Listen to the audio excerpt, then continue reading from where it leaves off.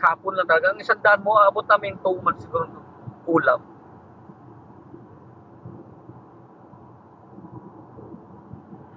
Kasi pagka nakabili ka ng 10 pounds na mackerel, 5 piraso, tatlong lutuan mo na yun. Minsan 6. Pero pag ganitong April, yung season na mackerel, mura. 5 piraso, 5 pounds. Oh. Kasi by season din.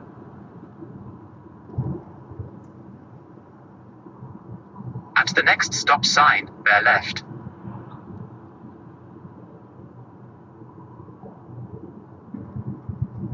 May season talaga yung grabe yung mackerel mo.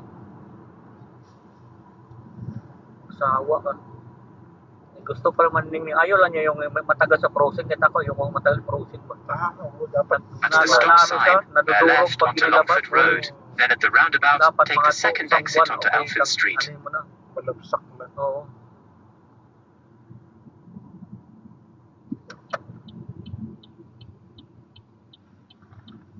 Sarap iihaw pagka ano pa ba kasi yung mga mackerel dyan pagka bingwit lalagyan na lang ng ice tapos ayun na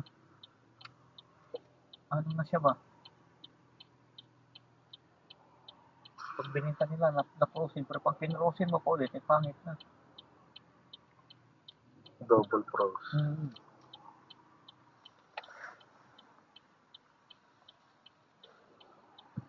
Ay.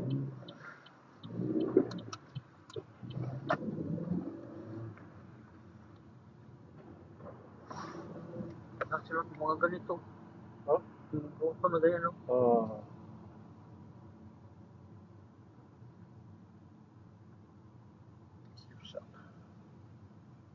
Fairness. Petrol open. At the roundabout, take the second exit onto Elfin Street.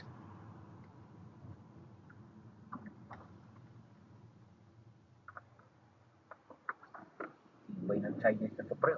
Chinese takeaway para rito. Kaya alam niya yung pansit.